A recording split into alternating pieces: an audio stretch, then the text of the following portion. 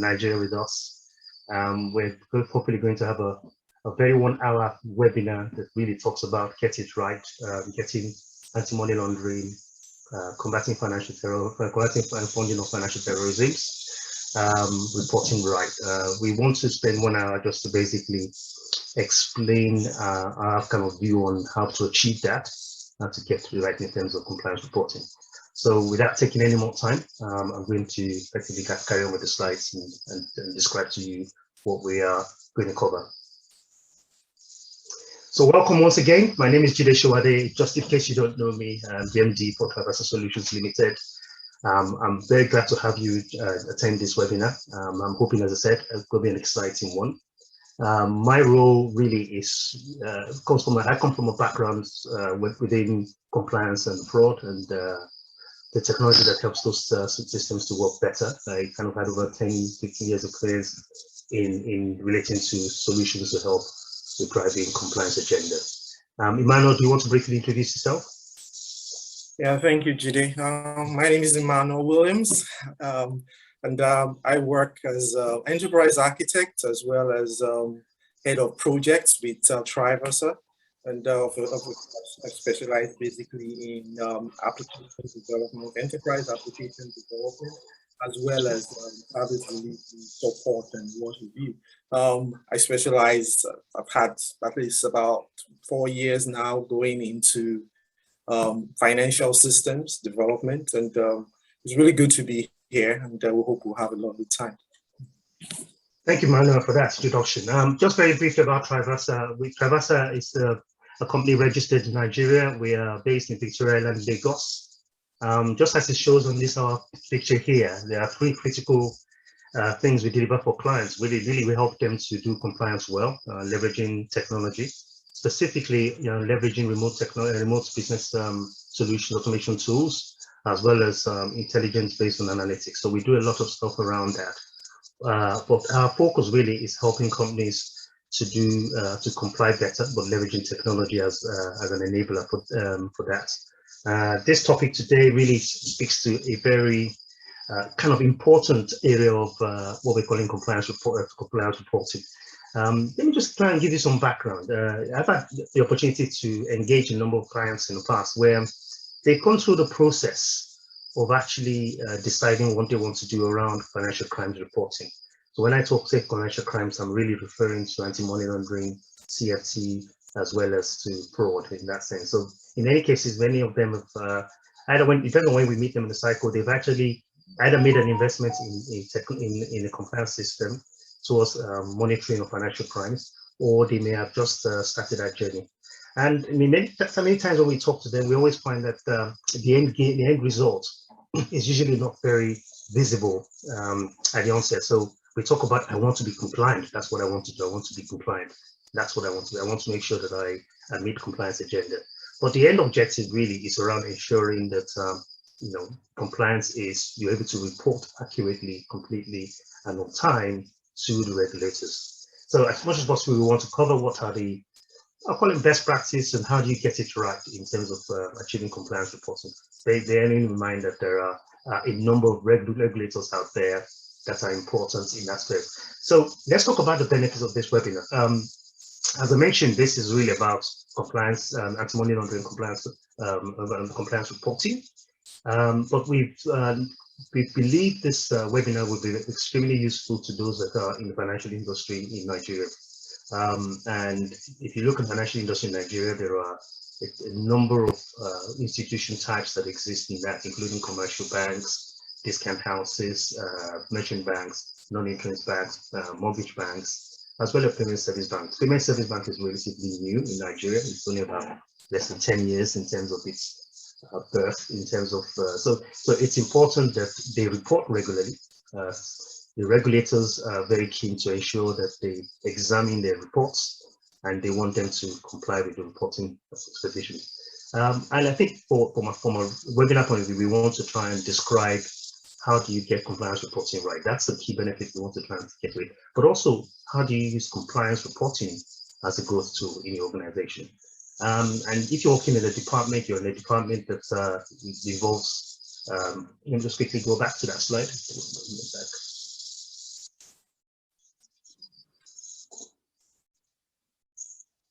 Okay, so to the right of this thing, these are the kind of departments that we know that are involved in compliance reporting.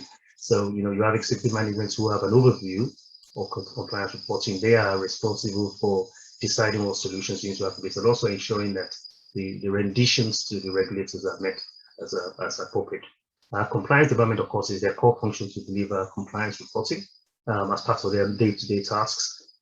So we feel that that those departments, compliance department, enterprise analytics is new in many financial institutions, and technology departments are equally very primarily important as an enabler for compliance reporting. So if in this webinar, we want to try and as much as possible to describe those benefits in the view of those departments and needs.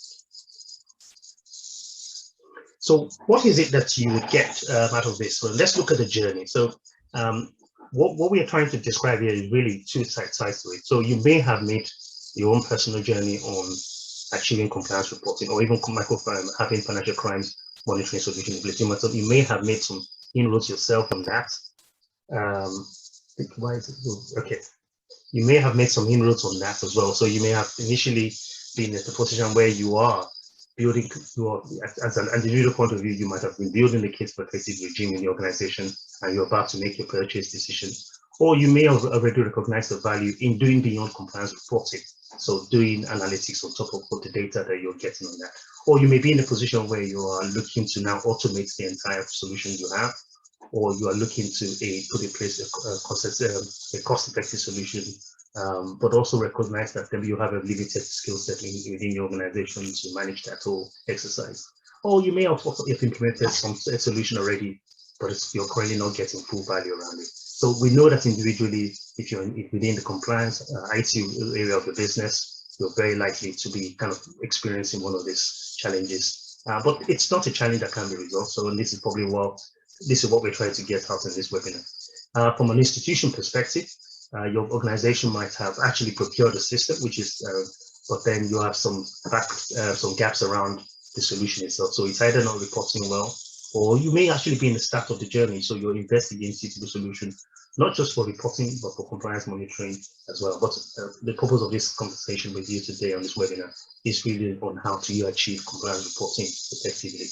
And also, you may be in the point where you're looking to gain more insight, or just looking to get some advice from us at this webinar. So we're not going to spend too much time kind of deliberating on a lot of these things, but we are going to basically try and explain some of the value that we can give to you on this. But I want you to recognize we only have an hour, so we're going to try and cover as much as possible in that time. Okay, so let's talk about the background to this subject. The way we know in Nigeria is that there are three critical, what are called regulators, CBN, SEC, and NFIU for the financial markets and the financial industry in Nigeria. SEC is really for regulation and development of the capital markets. CBN looks at supervision and regulation of financial institutions across the board, and with the agenda being around financial stability and control, making sure that the economy is not affected by bad practices within the financial industry. That's really what CBN is trying to achieve. And NFI, you have a responsibility given to them by EFCC as well as through CBN, responsible for actually getting a lot of disclosures from financial institutions around how they are affecting all their transactions, how effectively they are managing their accounts around that.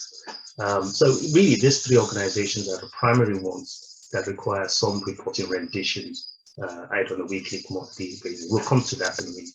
So we know that these regulators are primarily after this agenda, and we know that for every financial institution that within the regulated entity, it is important and unavoidable to ensure that they provide these reports at a regular basis as specified. So let's look a little bit further. So what's your ambition on this? I think we've been fortunate to work with a number of customers in financial sector, and with the typical ambition that we know you have around compliance reporting is getting it right.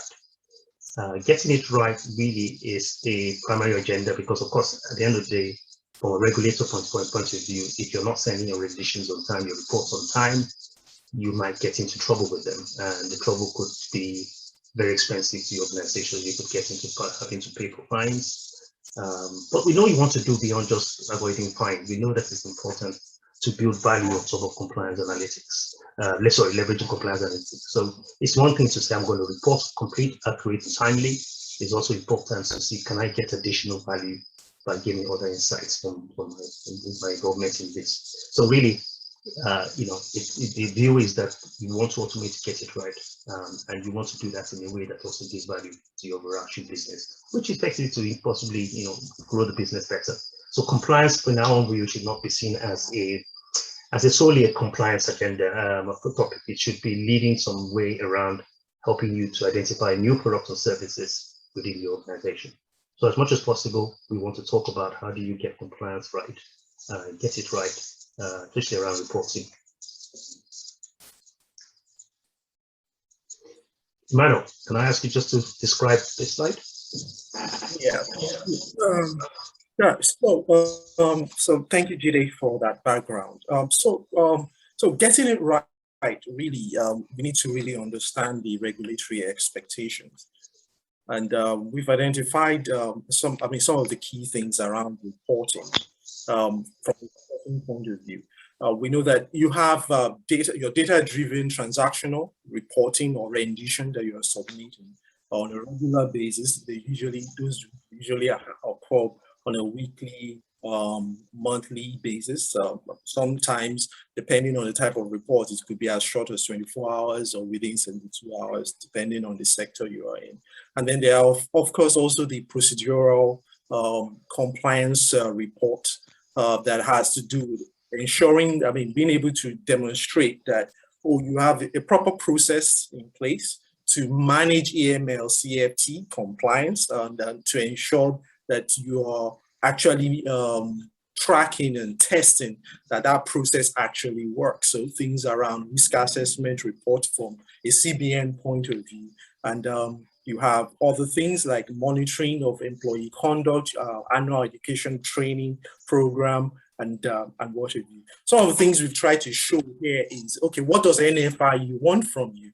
So NFIU as being, the primary, having the primary responsibility from a reporting point of view as far as AML and CFT is concerned, has a number of this reports that they require, but regulators then could add their own requirements as well, still around AML CFT reporting. But the core things that is common to all of them is that whether you are in the capital market or whether you are in the banking industry or a financial institution, you almost do CTR reporting. You almost do foreign currency transaction reporting. Everybody must submit suspicious transaction reports, and everybody must submit PEP reports depending on transactions you carry out with politically exposed people. And of course, we know the CBN then adds to that their 3-tier KYC reporting that is done on a quarterly basis. And so and we also try to indicate here the regularity of this reporting. So your CTR reports and FTR reports have to be submitted within 7 days of those transactions. STR reports should come up within 24 hours of such a suspicious transaction or a suspicious activity by a customer. Within 24 hours if you are under CBN regulation, but within 72 hours if you are under the capital market, that's SEC regulation. So, and so this really just try to summarize the various reporting requirements and expectation from a regulator point of view. The next slide, then, of course, try to look deeper into all those reports, the type of reports, what your currency transaction practically captures all the various transactions around whether it is cash or whether it could be via electronic transfer or anything that revolves around exchange of currency in whatever form or security or its equivalent, in whatever form. The suspicious transaction really then have to do with you filing based on, additional reporting that you are submitting based on actual suspicion of maybe of wrongdoing or attempt to do wrong or something, or you feel that this particular transaction is based on proceeds of money laundering or of financing of terrorism and what have you. And of course, then you have the foreign currency transaction that needs to occur for every transaction that exceeds a particular, the $10,000 limit set, and of course they're reporting and then reporting around politically exposed persons, and of course the frequency of the reporting of the report submission are also captured here. But in doing all this, of course, you need to understand the rules that that guides and drives your reporting, and we've identified some of those rules here, and we know that for individuals, as far as CTR reporting is concerned, any amount that exceeds 5 million must be reported for whatever form of currency transaction that takes place. For corporate bodies, it's 10 million naira, whether it is withdrawal, cash withdrawal, electronic transfer, or securities exchange, security exchange that is equivalent to that same amount.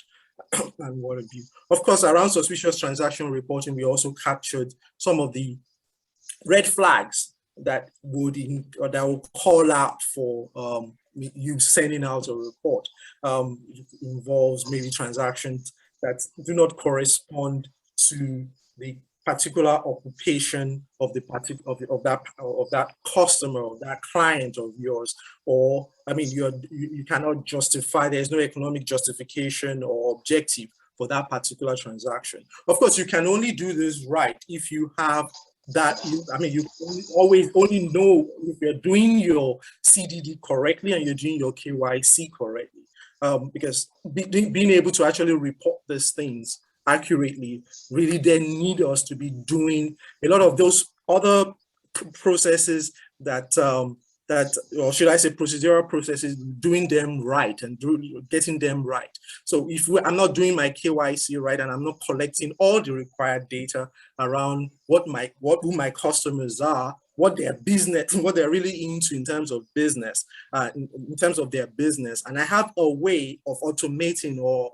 at least ensuring that I have complete data.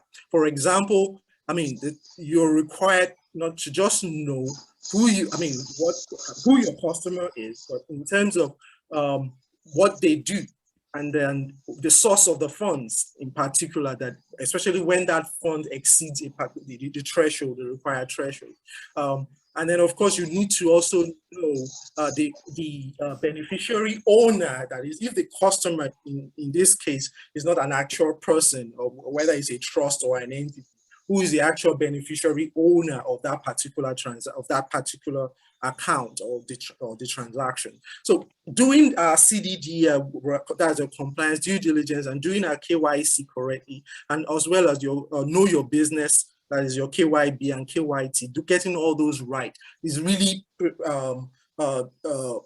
should I say prerequisite to you being able to do your reporting accurately and actually having the required data to generate those reports. Of course, depending on the type of report you're sending, if I go back to the CTR and STR report, for instance, NFIU has a particular schema in which they expect this information to be shared on their on the required portal. So, and to be able to provide all that data as captured in that schema, it really means you're doing all your background, getting all your background processes right, and you have a very good mechanism for capturing your data.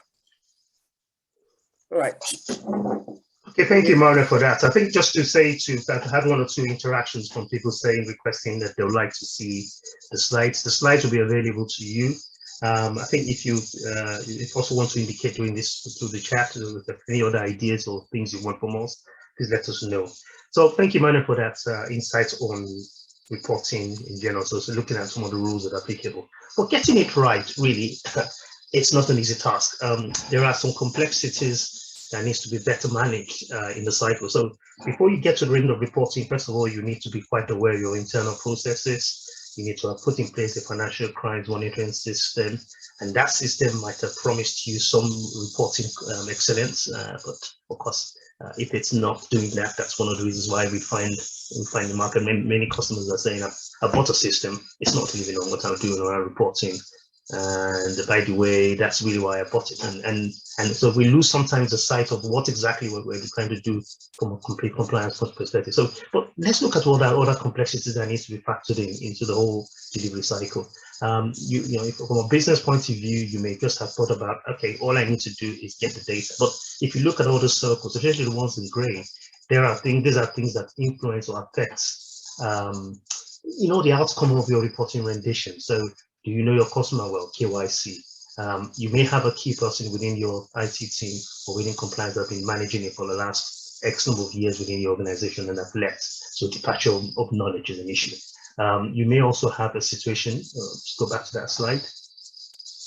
Yeah, you may have a situation where your customer due diligence process, even though it's effective, it's not completely right and is impacting what kind of information you can provide back to the regulator.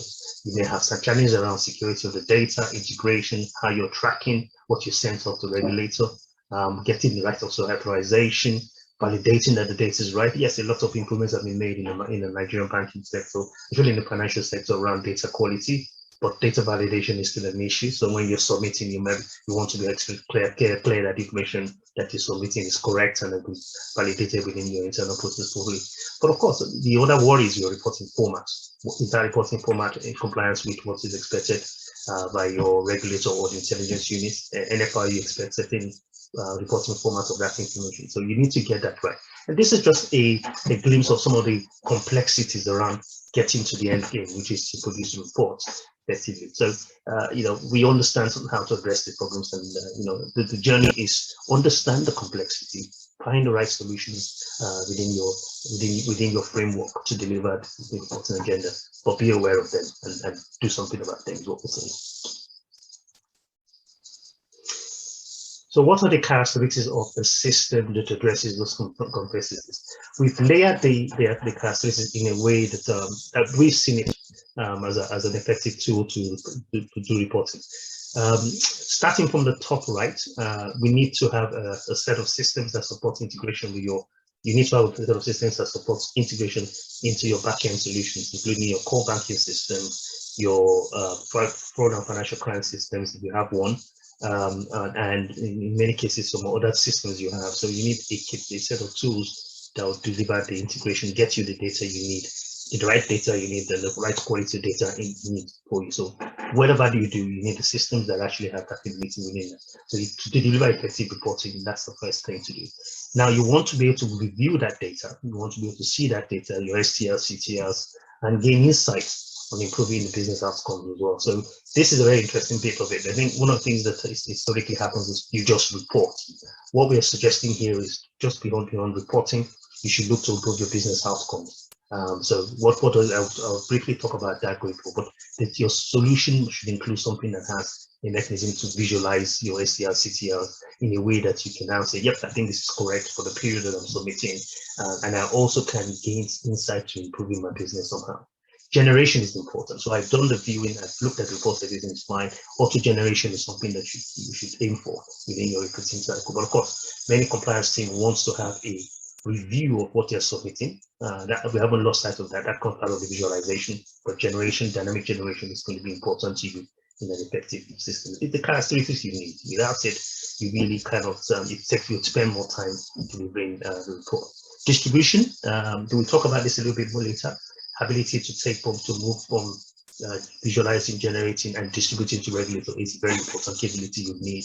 And primarily, everything needs to be underpinned by quality data and in fact deliver services to them. So what we're talking about services here, we're talking about, I said the last month, I sent off my CTR report, but tracking what I sent off for what period on that is something that's going to be very important.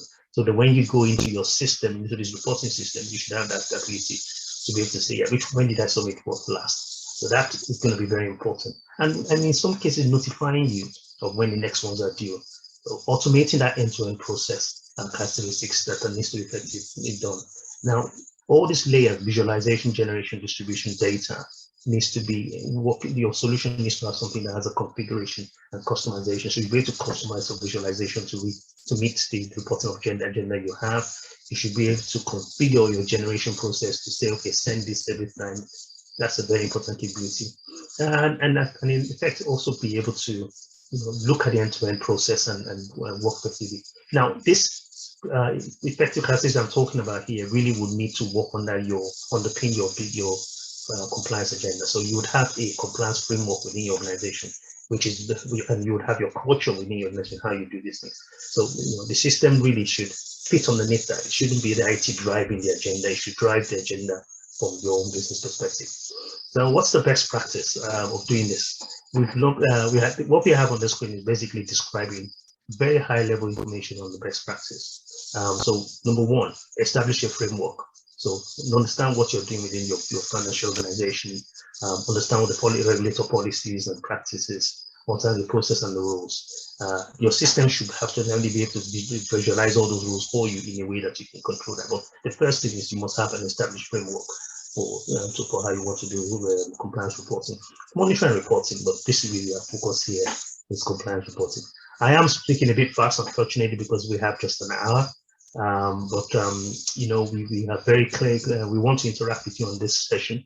So as much as possible, do raise your questions. We would look to answer that at the provided time. We will, in the next, I think, 2-3 slides, we will ask you for your questions. So we'll start to think about any question you have for us. And if you can't answer your question in this section, or you remember something else after this webinar, do feel free to email us. We'll provide the email address. We've actually provided at the beginning, but we'll provide it again going forward.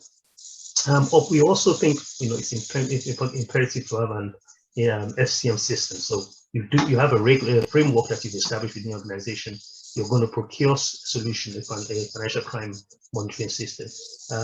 Our advice is to have a dual purpose type system, so something that looks at fraud and compliance and then anti-money laundering, CFT all together where possible. We can give advice on what kind of solutions to procure to that. And if you're a very small organization, maybe you're a bureau de change or some other banking type, and you're not as your environment is not as complex as a commercial bank, then we could work with you on. You need to have a system in place still to do FCM, maybe not as comprehensive as one that would be required by a commercial bank. So the thinking is have a FCM system, a financial crimes monitoring system in place, and then operate a data lake. What we're really talking about here is that for most organizations, you have different systems where you are using to meet your customer needs. So you might have a core banking system. You may have some kind of CRM that is still your sales providing some services for customers on that, or some other legacy systems. You need an environment where you need to put the data that you're going to be providing reports from. That environment should allow you to enrich itself, so as in getting additional information. So, for example, maybe the phone number on the core banking is not as up to date as the last CRM system. So you need an environment where you put that data so that you can have a more complete site information to support your compliance reporting, your CFT compliance reporting. You also need to have in place a reporting system. Now, depending on how your solution, the solution you procure now is, you may have been able to achieve it when you bought the FCM system. But if you're not if you don't have that system in place that's fully working for you, you need a link system to support reporting. That can be configured to deliver the regular reports that you want going forward. So really, these are the 5 steps. So establish framework within your organization for best practice, implement an FCM system, operate a data lake, provide a link reporting system. We're going to talk about that and demonstrate a very high level demonstration of a solution that we have. We'll talk about that very briefly later. And of course, also generate, where possible, the reports in a way that you can spend more time doing what you like and what your company's employed you to do. So the best practice is really our kind of framework around getting it right. So 1, 2, 3, 4, 5 are the critical elements. We're happy to describe this in a bit greater depth of if you want, so you can feel free to reach out to us on this. And Jide, if I may chip in as well. Yeah. Now, I mean, there are scenarios that we also must be wary of, and also make sure we have a proper system in place around reporting. So you might have an FCM system, that's your AML solution that helps you to generate alerts based on particular scenarios you have set for maybe certain thresholds and what have you. So some business rules you've set within the system that alerts you of certain certain transactions that are suspicious. But one thing you should then know that, because human beings are smart, and they will keep on looking for ways to actually beat the system, to test your system. You need to have you need to ensure that you have, your staff are properly trained to be able to recognize these suspicious activities, these suspicious behaviors, and to be able to detect them. Which is where staff training and education comes in. And then you then need to equip them with a tool that enables them to actually quickly generate a report or generate an alert without having to wait on the AML system, because the AML system could completely miss this kind of activity. So you need to also be wary about a desk counterpoint reporting that enables your staff at the desk county to be able to generate certain alerts for you, or create a report on the fly. So those are other things you should also be worried about or concerned about. Thank you, Jide. Thank you, Manu. I think it's just the yes, that's very correct. I mean, what we've described on this slides are the kind of systems-related activities that you need to have for best practice point. You remember that on the other slide that we presented, we kind of described to you, the kind of things that could go wrong. So let me go back to that a bit. So when we're on this, got one level. Let's go back one. Okay, on this slide, we talked about the complexities. Now, Emmanuel, I think one of the things you're describing there about skill sets. So we have in here skill sets, IT, and then skill set compliance. That is a very important element of getting it right and actually managing the complexities effectively.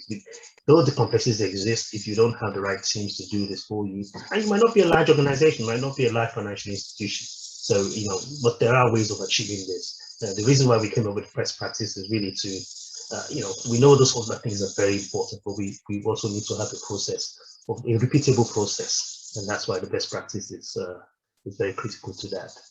Let me keep going forward, not backwards. Yeah, exactly. So we want to kind of have some questions. As I said, we only have 1 hour. I think one of the things we're also thinking about in the near future is to do this on a Saturday. So if you think it's worthwhile, would you be able to attend a webinar on the Saturday on this? Just indicate, like just raising your hand very quickly, please. Just to let us know, would you be interested in? Quickly raise your hand and then we can then move on to the next slide. Or if you have any other question, please raise that with us now. There's a question in the queue. Okay. Yeah. Can you? Okay. I haven't seen the question, Manu. So you want to read the question out? It's not actually a question. It's just a greeting. Okay, greeting. Okay. Yep. HK. Good morning. And, good to see you on the call. Yeah, so really, if there are no questions, we will start a quick poll. Emmanuel, you want to run a quick poll? Let's just raise the poll, or I immediately want to raise that. And folks, please try and respond as promptly as possible to the poll that we've just raised. There are, I think, 3 questions in this poll. So the first one is, how important is compliance reporting to your organization? The second one is, are you in charge of AML CFT compliance? And then the third one is, do you currently have a solution for AML CFT within your organization? So please promptly respond to those ones and we can quickly move forward. Right, and what if I think Ayomide, I don't know how many responses you got so far. We will close the poll in exactly, let me just look at my time, 11:38. 11:38 we will close the poll. So please promptly respond so that we can quickly move on.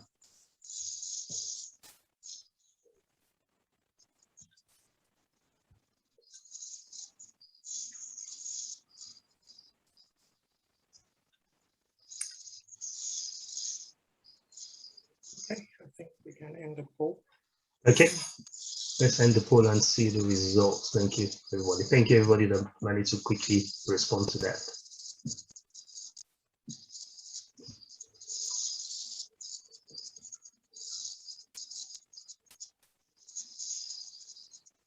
So I made a please end the poll and share the result. Thank you.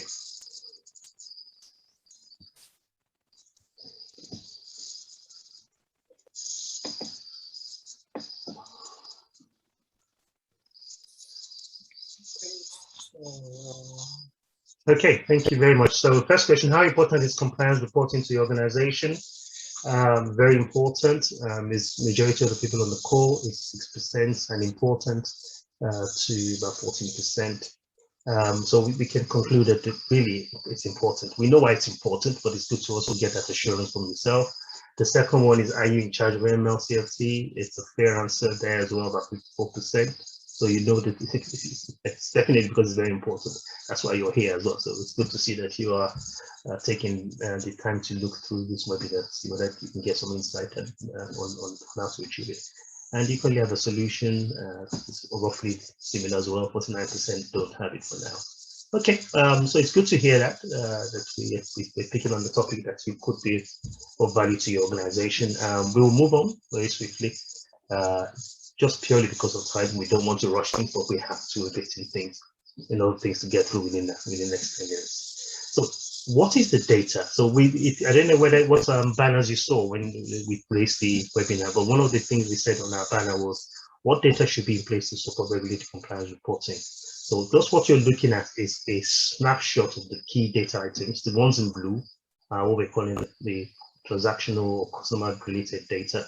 So, those ones are the information that you have about your bank, about your customer, about how they run their bank accounts, and also the relationship they have with third parties and where they are located in terms of the transactions they run.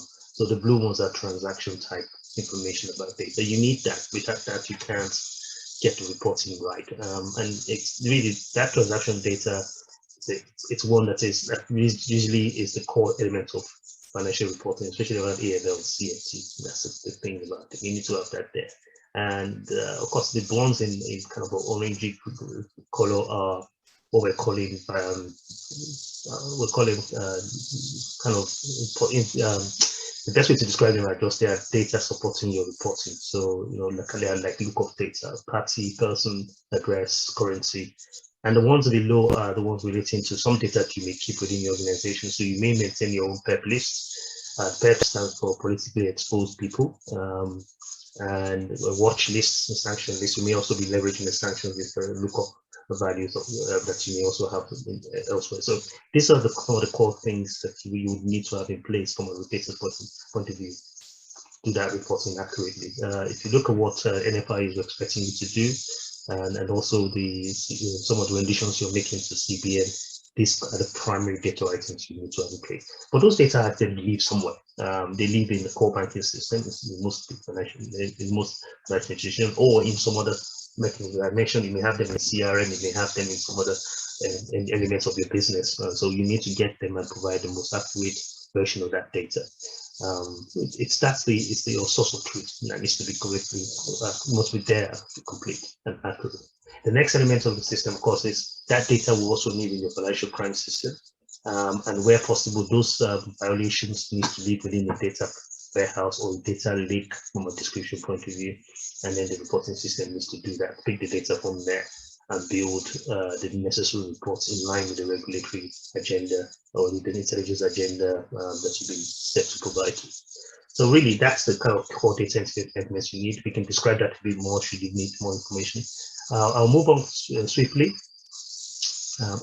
to how can you, so harvesting insight harvesting. Now, what we're talking about really is about what do you do beyond just reporting?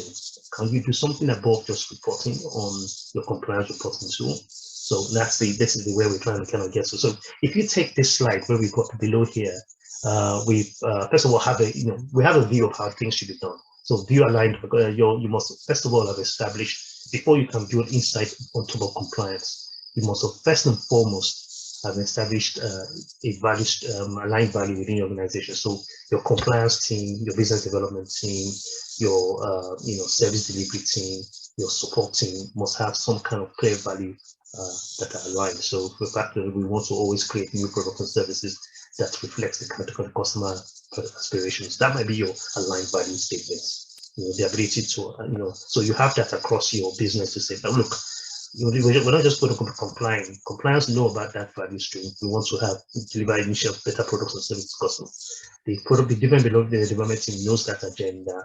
Your corporate management also knows that. So when you're now reporting, really, can you use that insight, the information that you're extracting? So what we're describing here on this slide here, below here, is a system where it displays for you the cash deposits that were made over 5 million within a period of time. Say, for example, 75 cash deposits were made. Cash withdrawals were also kind of happened within that period that was defined, and maybe 37 of those were raised. And really, that's what you're going to be reporting on. But the reality is that you can do more. Building insight on the data is what we're talking about. So your reporting solution should have the ability to introduce new. You want to introduce new banking products.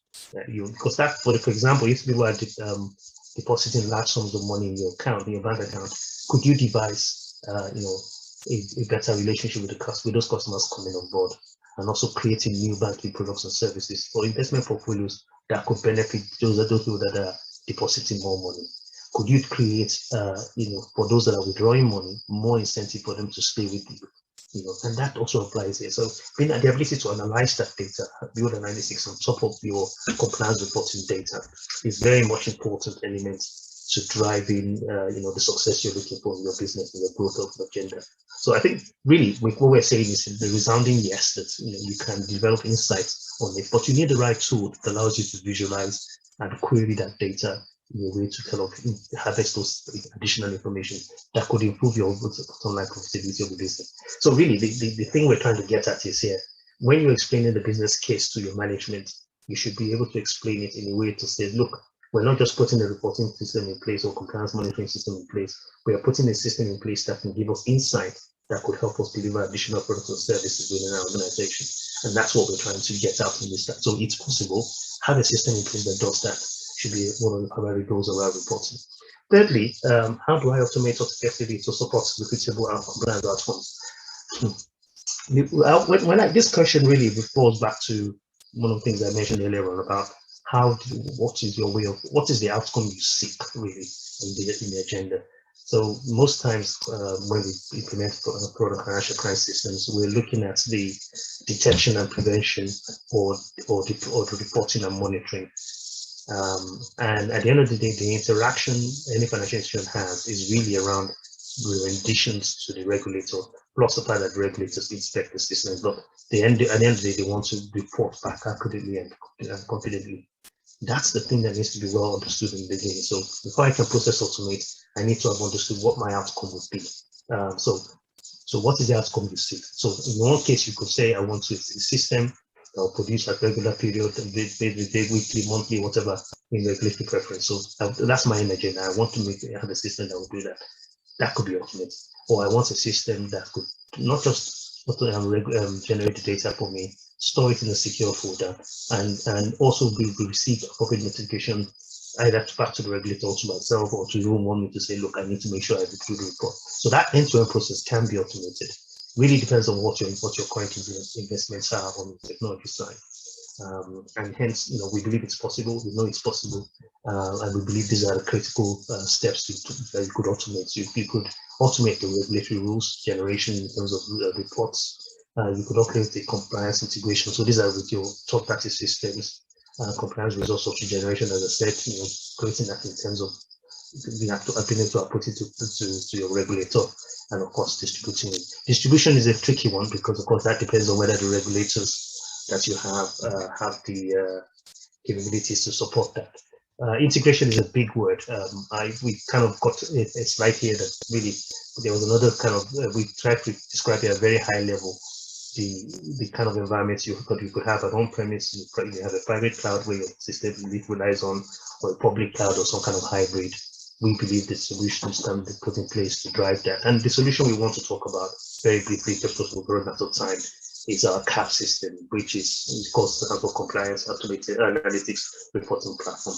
Does two jobs really, one of reporting effectively, and the other one on the elements of analytics that you may want to build on top of it. We'll briefly talk about that in the next time, but it's possible to integrate your system, and we can describe how to achieve that. The last question we had, is it possible to securely distribute compliance reports to industry regulators? This depends on the regulators' status. So there are some regulators in Nigeria, one regulator in Nigeria that has implemented a near distribution type mechanism. So you can do a distribution leveraging the API. We can talk more about that at some time, but this is possible. The three primary ones that we're addressing in this webinar is NFI, which leverages the Go AML, which is a solution that generates an XML file from a reporting point of view, but you can just upload your submission rather than not automatically completing the whole exercise. But if we're moving in the right direction, the regulators are now effectively leveraging as much technology as possible to drive the distribution, the reporting agenda. So it's important you have a system in place really that can deliver that objective, which is to distribute your reports upon completion, upon readiness, distribute within the secure platform upon readiness. So those are some of the things we said we would address in this webinar. I don't know if there are any other questions that we can answer. Please indicate by putting a question. I think we may have a question. Let me just have a quick look in there. Okay, somebody's asked STR and CTR are almost the same. What's the difference between them? Emmanuel, do you want to take that? Yeah, thank you, Jide, and thank you for that question. Basically, the difference between the two is that your suspicious transaction reporting then includes the reason for suspicion and then the action you have taken. At least those are two additional information you then add to that report. So your CTR transaction, you're submitting them weekly within this 7 days as required by the regulators. But you only submit a suspicious transaction report if you then see something in that transaction that raises suspicion. So once a transaction goes beyond the set threshold, 5 million for individuals, 10 million for corporate, it will be part of your CTR report on a weekly basis.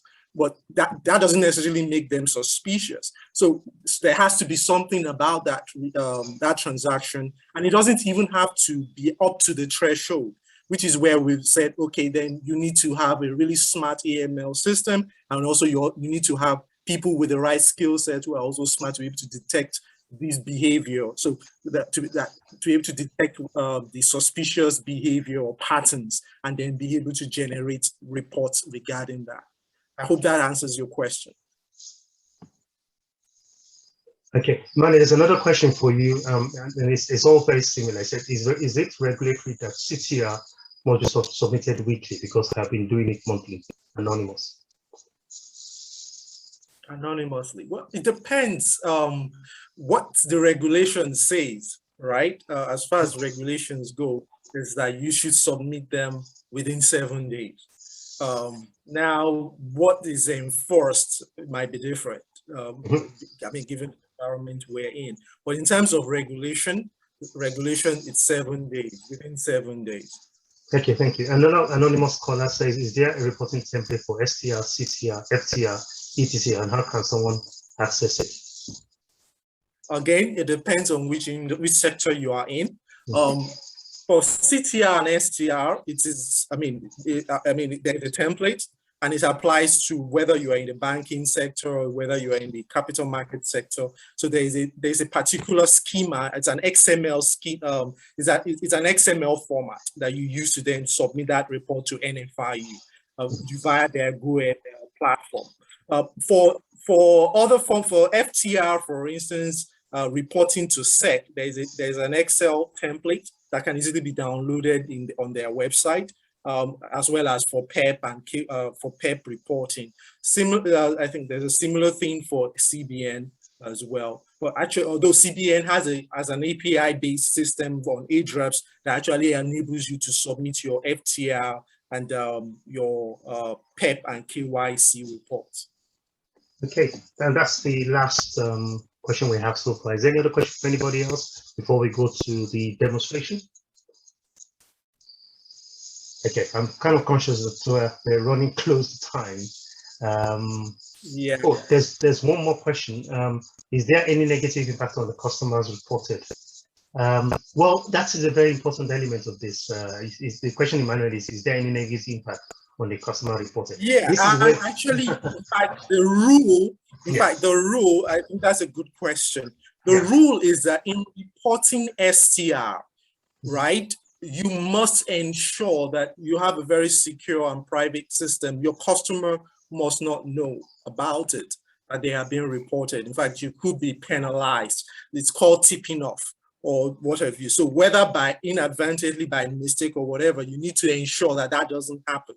The customer must not know that an STR being submitted with regards to that particular transaction until all the necessary investigation has been done and closed, if there is no issue, if there's no wrongdoing, or EFCC then might need to carry out other action. So you need to have a really secure environment and make sure that your staff are also well informed and educated about this type of reporting. Yeah, I mean, Emmanuel, the question which you've answered is also very correct, but there's one element of it I think I need to ask. The question is there any negative impact on the customer reported? Well, if they have done something wrong, definitely there will be law enforcement, they will be charged. So, the key thing is, you want to ensure that you are doing business with good customers, and by doing your due diligence and ensuring you know your customer and you actually know their business. So that's why all those KYC, KYB, KYT processes are in place, so that you are actually you ensure you are doing business with legal business, people who are doing actual good business. But you can never avoid, because people will still have to walk through the financial systems in one form or the other to actually carry out their criminal activities. So it's having a good process in place to identify these people who are actually harmful to the financial system or to the stability of the financial system, so that we can identify them and get them dealt with immediately. That's the whole idea. So you're actually helping to protect the stability of the financial system or the financial industry by helping to sift out these bad elements, really. And I think there's one thing that's very important. I mean, the man mentioned the KYC and CDD. That's the whole purpose of that. You establish a good relationship with who your customers are. But I also understand that there are certain times that due to relationships and also due to actually you're not even sure. So when you're suspicious, you're not saying you are sure. So it's not that you're kind of fishing somebody out. You're just saying, but there is value in that information. Knowing how many people deposit money in your bank account for a period of time, or in a period of time, could help you create new products and services that could be attractive to them. Right? They may not be depositing 5 million, which is for the individual, and 10 million for the corporate, but you could be helping your company by knowing those that are depositing 2, 3, 4, 5 million in a period of time, and look to introduce products and services to them around that. So analyzing that data, it's an element of, it's not just about reporting you should be worried about, it's about, can I get value towards improving my compliance function, but also towards improving my underlying business agenda as a business. So that's the thing here that we're also trying to get at. So we see the value from a reporting, getting it right so you don't get into trouble with the regulator, also bringing you up to do your work. But also the other value is really around building intelligence on top of that data, the reporting data, towards improving your outcomes of your business. And that's really the essence of this whole conversation. Getting it right really is about, I want to do reporting rightly. I want to understand the characteristics of the system that I need to have in place, the best practice to achieve that. And more importantly, I want to do the renditions in an effective way that deals with drive management from a business model. Okay, so that's it. We're going to quickly go through the demo of our solution called CAP, and we're just going to spend 2-3 minutes, so no more than 5 minutes, Emmanuel. There's a lot to cover in that, but I know we're going to just show a small view of that. But we are happy to link up with you later. There will be an email address provided and a phone number and everything else for you to reach out. And you can then, reach out should you want to know more about our solution or how we could help you. So Emmanuel, over to you. Thank you very much, Jide. So I just have barely 3 minutes. Okay, so we have a system we just put together for this demo with some demo data just so that you can have a view of some of the things you can look at or look to do or achieve with your AML application, I mean, with your reporting application. And of course, like you said, it must be secure. So I'm here trying to log in a fictitious bank. But just in case there's a Merit Bank out there, just know, I mean, we don't have any business with a Merit Bank for now. So I can log in into this environment and I hope this responds quickly. Good, thank you.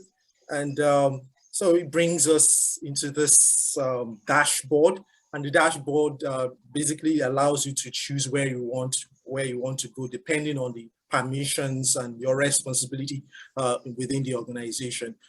Just for time, let's go to dashboard and see the kind of things we've been talking about reporting and really, and then we've been trying to raise emphasis about beyond reporting. We know that compliance is a cost center and is an expensive and also time-consuming thing, but we're also trying to then turn compliance into a form of enabler for revenue generation, additional revenue generation through analytics and what have you. And so you can see here from your dashboard, the various types of transactions that you're actually carrying out within the bank, and the ones that have already passed through probably your financial crime system and have been flagged because they meet a particular threshold for reporting. And so you have cash deposit, cash withdrawal, things like check clearing and what have you. And for instance, if I just home in on one of them, the cash deposit, what is this telling me? It's saying I have 75 transactions within this particular reporting period. During this reporting period, that's 2nd of July to 9th of July, that's 7 days for your CTR transaction reporting. And I have about 75 cash deposit transaction within that period. All of that totaling 100,500,000. And that's kind of interesting information if you dig deeper to do some additional analytics, some analysis on that. And you can see the breakdown in terms of, how much of that transaction took place in Naira, how much of it took place in pounds or in US dollars, depending on whatever currency that those transactions took place. You can also look at the amount breakdown, how much of that single transaction was between 5 million and 10 million and what have you. That is for a single transaction and what have you. And you could also see things like, frequency of deposits. I'm doing more transaction on Tuesday. Why is that? And I'm also doing transaction on Saturday. I see quite a number of things happening on Saturday.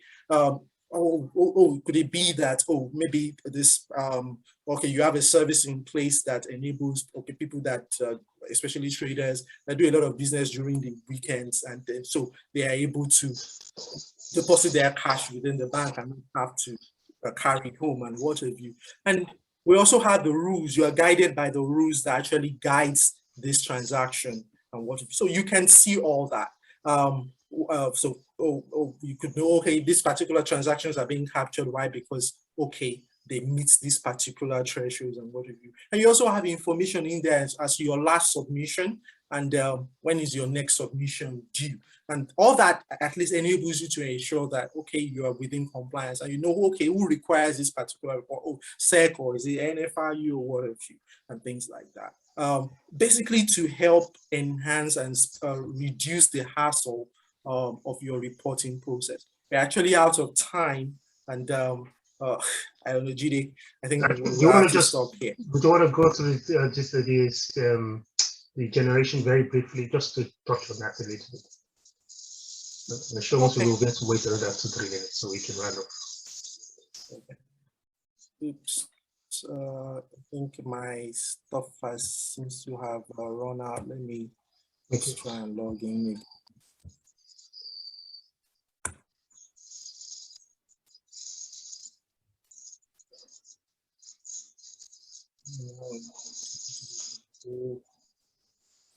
Of course, but we're timed out.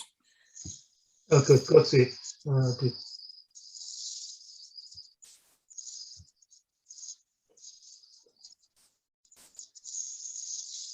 All right. So you can generate depending on a particular time range.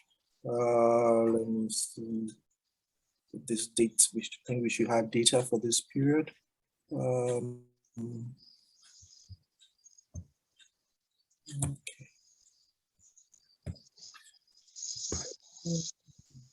To generate. So generating. Okay. All right. So the report is generated. So basically a CTR transaction reporting, and you can download the file.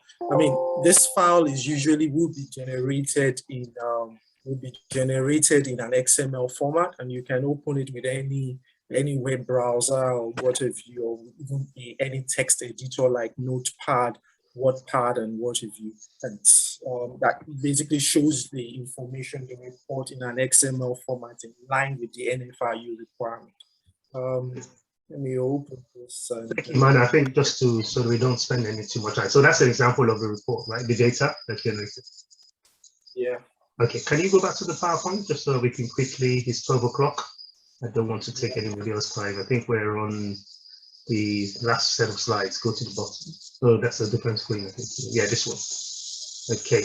Yeah. Let me take over from you. Okay. Thank you very much. Thank you. I'm sure there will be lots of questions you may have on the solution, but we've run out of time, and we knew we were going to be very close to time on this. I think one of the things that we would want to ask people is, if you think it's you could attend a Saturday event where we could spend 2-3 hours on some of these things, please do let us know. Do indicate either just in the chat, just tell us yes you can, or just raise your hand to say you could attend on a Saturday if it's better for you, so you can spend more time. But I think it's been an exciting introduction into how to get it right on AML CFT reporting. We really can help you to drive some of this agenda. Thank you. I can see a few people saying yes, Saturday could be good for them.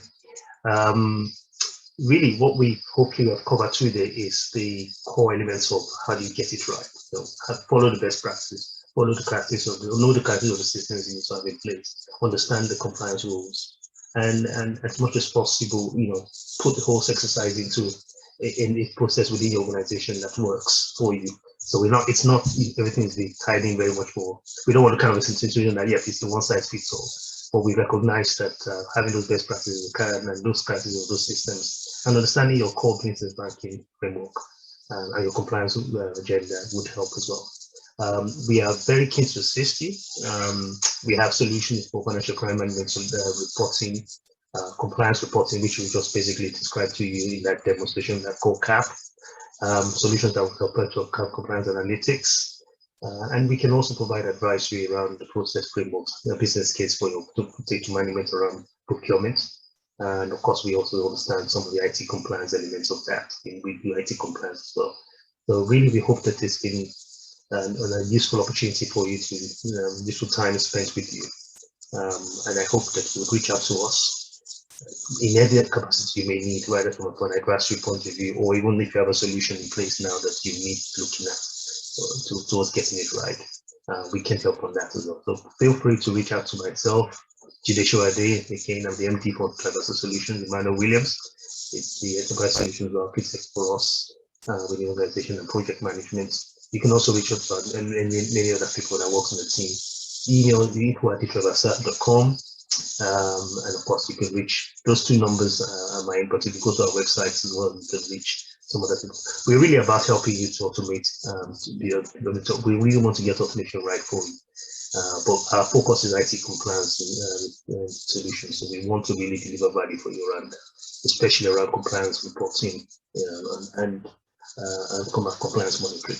Thank you very much. Any questions? Thank you very much, Judy. Thank you. So we're going to end now. Have a good time the rest of your day today, and have a good weekend for everybody else. And thank you all once more. Thank you all for coming.